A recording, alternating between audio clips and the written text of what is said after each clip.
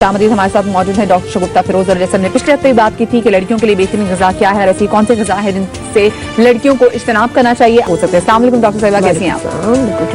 Doctor साहिबा, last time हमने जो ख़वातीन की डाइट के बारे में बातचीत की थी, काफ़ी में कॉल्स भी आई और उससे मुतालिक काफ़ी लोगों ने बताया कि आजकल जो खुराक लड़कियां ले रही हैं, जिसमें आप जो हमारी मुर्गी होगी कि वो कहते हैं कि एक चूजा जो तकरीबन 30 दिन के अंदर एक बड़ा कुकड़ बन जाता है, तो ये खाने से भी हार्मोन प्रॉब्लम काफी ज्यादा बढ़ने लगी हैं। तो लड़कियां ये चीज निकालती हैं खुराक से। और पहले अगर हम देखें पुराने जमाने में हम जाएं तो फीचर्स में और चेहरे पे बहुत अच्छी रौनक भी होती थी, कशिश होती थी, जैसे पुरानी पिक्चर्स देखी हमने।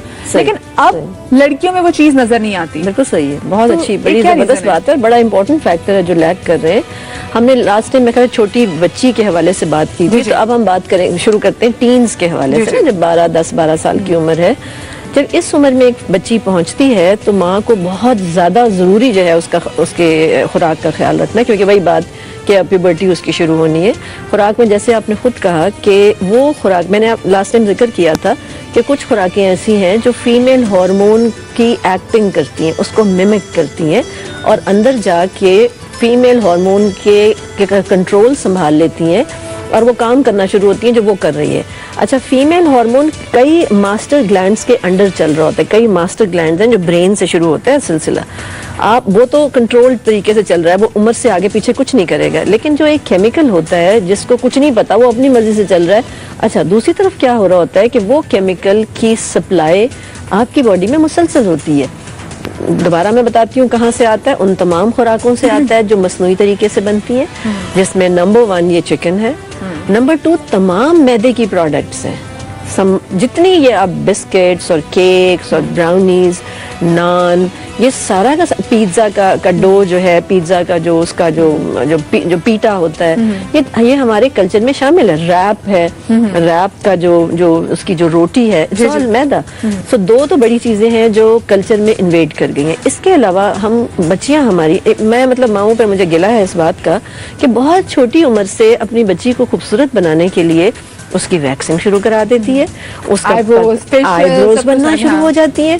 मतलब मैं बाल कटवाने के लिए जब जाती हूँ तो वहाँ मैं देखती हूँ कि छोटी छोटी उम्र की बच्चियां बैठी होती हैं और मैं हैरान और चीख रही होती हूँ बच्चियां बेचारी, क्योंकि जनाब उनकी माँ का ये ख्याल है। 6th स्टैंडर्ड की लड़कियां बैठी मैनी पेडिक्योर करा रही होती है, तो आपको समझ नहीं आता कि तो बहुत छोटी है, तो पता नहीं था इनकी स्पेलिंग क्या होती है, चीज क्या होती है, साइंस क्या है। इसमें बच्चियों का कसूर नहीं है, इसमें पहले माओं का कसूर है, उसके बाद बच्चियों का कसूर है। क्योंकि जब वो बच्ची क्लास में जाएगी और जाके अपनी दूसरी क्लास फेलो उसको बताएगी कि मैं तो ये कराती हूँ, तो दूसरी क्लास फेलो जो है वो भी कॉम्प्लेक्स में आएगी और वो फिर एक रेस शुरू हो जाती है। तो बच्चियां जो है, अच्छा जहां तक खुराक का ताल्लुक, खुराक की तरफ मैं वापस आती हूँ, तो अगर खुराक नेचुरल इस उम्र में होगी तो आपकी बच्ची में एक नेचुरल कशिश होगी। यकीन करें, अगर माँ जो कि तकरीबन 45-50 की है और अगर उसकी बेटी जो 12 से कोई 18 साल के दरमियान है, वो दोनों साथ आए तो माँ अभी भी खूबसूरत लग रही होती है और माँ के अंदर अभी भी एक नेचुरल कशिश नजर आ रही होती है। तो खुराक में पहले तो आर्टिफिशियल चीजें निकालें।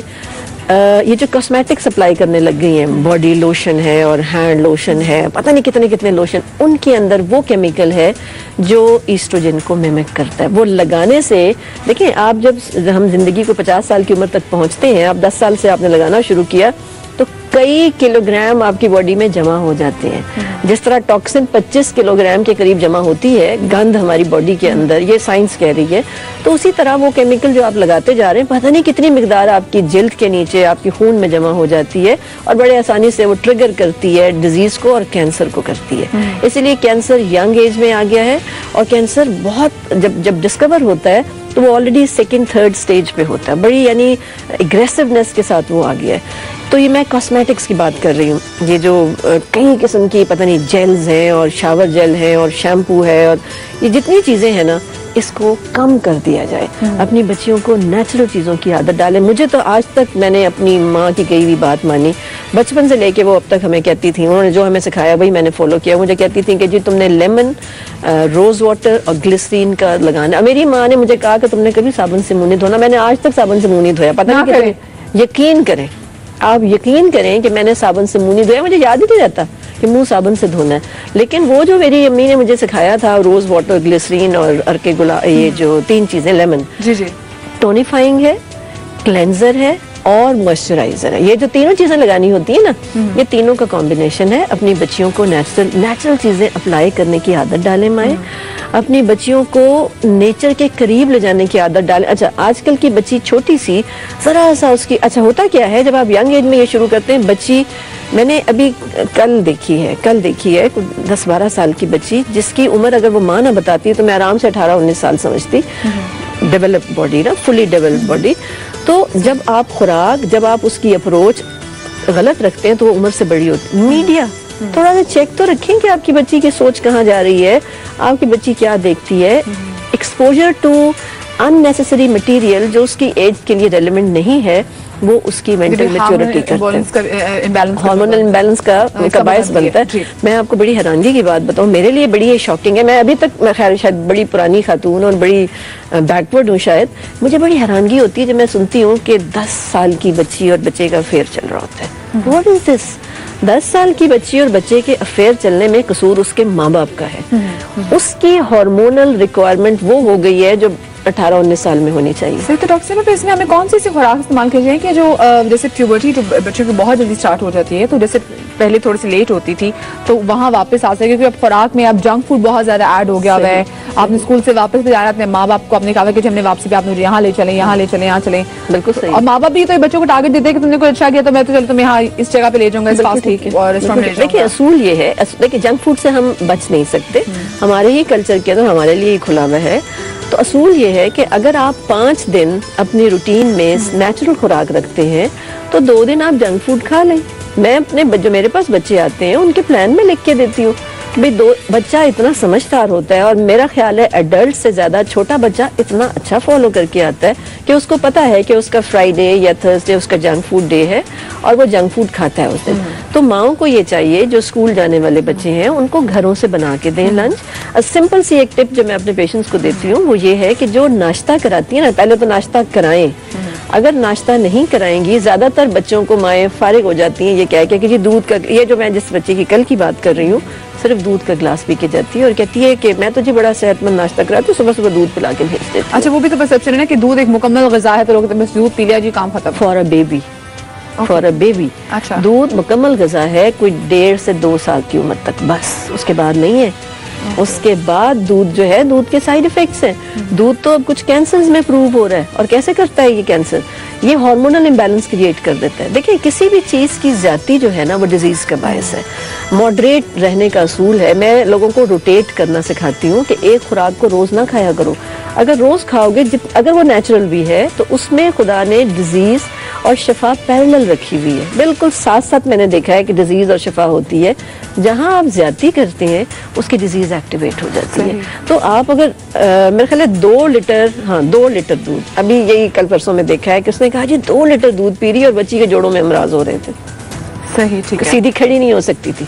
कितना और कहा जाता है कि दूध पियो, हड्डियों के लिए कहाँ चला गया वो दूध? वो सही। दूध कुछ और कर रहा था। उसने उसके हार्मोनल इम्बैलेंस क्रिएट कर दिया, उसको बेढंगे तरीके से मोटा कर दिया। हिप्स चौड़े हो गए, थाई चौड़े हो गए, शोल्डर चौड़ा हो गया, हाइट रुक गई। भाई अगर दूध पी रही थी तो हाइट तो बढ़नी चाहिए थी ना। कॉमन सेंस की बातें हैं ना ये सारी, कि कहते हैं कि दूध पियोगे तो लंबे हो जाओगे। इम्बैलेंस क्रिएट कर मैंने तो दूध नहीं पिया, उसके बावजूद मैं इतनी लंबी हूं। ठीक है ना। अच्छा डॉक्टर साहब, जैसे हम बच्चों की टीनेजर्स बच्चों की बात करते हैं तो इनकी खुराक में से क्या चीज ऐड करनी चाहिए? क्योंकि आजकल तो बच्चों को बारीक से बारीक तेरी बच्ची भी होगी ना, उसको होगा, वो बहुत ज्यादा डाइट कॉन्शियस होती है, उसको तो मैंने डाइटिंग करनी है, तो अपनी डाइट में ऐसी चीजें रखती है कि आगे जब जाके जब कंसीव करती है, जब उसकी शादी कंसीव करती है तो उसको काफी सारे कॉम्प्लिकेशंस हो जाती हैं। तो इस तरह की कॉम्प्लिकेशन से बचने के लिए हम अभी से अपनी बच्चियों को किस किस्म की खुराक देना शुरू करें ताकि वो थोड़ी स्ट्रांग हो? क्या करें? उनको देसी खिलाएं जैसे पुराने जमाने में किया जाता था कि अच्छी खुराकें, तगड़ी खुराकें बच्चों को दी जाती थी। बिल्कुल सही। देखिए सबसे जो कॉमन खुराक है ना वो गंदुम है। हमेशा मैं कहती हूँ कि सबसे सस्ती, इजीली अवेलेबल। हमारे यहाँ की गंदुम भी बहुत आला है, मतलब पाकिस्तान की गंदुम का जवाब नहीं है। इतनी हमें वो हीलिंग देती है ना, 25 न्यूट्रिएंट्स मिलते हैं उससे, 25 विटामिन और मिनरल्स। सो गंदुम को शामिल करें अपनी बच्चियों की खुराकों में। उसको मजबूर करें कि वो चाहे 2 निवाले खाए, रोटी खा के जाए सुबह, या फिर होल व्हीट ब्रेड ले जिसमें तकरीबन 70-80% गंदुम होती है। उसके साथ इसी तरह अंडा होना चाहिए नेचुरल, गोश्त होना चाहिए। चले नहीं अफोर्ड कर सकते नेचुरल अंडा, गोश्त नहीं कर सकते, दाल तो खिला सकती है ना, चने तो खिलाए जा सकते हैं, लोबिया तो खिलाया जा सकता है, आलू का पराठा तो दिया जा सकता है। ये चीजें सुबह देखिए, एक मैं आपको गलतफहमी भी दूर करा दूं, जितना हैवी नाश्ता होगा उतनी बच्ची खूबसूरत होगी। अच्छा, जितना हैवी ना, मेरी बात Carry याद करेंगे रखें ये सब। सारी बात, जितना हैवी नाश्ता होगा और नेचुरल नाश्ता और पेट भर के करेगी, उतनी वो पतली रहेगी, उतनी उसका चेहरा खूबसूरत होगा, उतना उसका चेहरा नेचुरली खूबसूरत, उसमें कशिश होगी, उसकी आंखों में चमक होगी और वो चिड़चिड़ी कभी नहीं होगी, इरिटेबल नहीं होगी।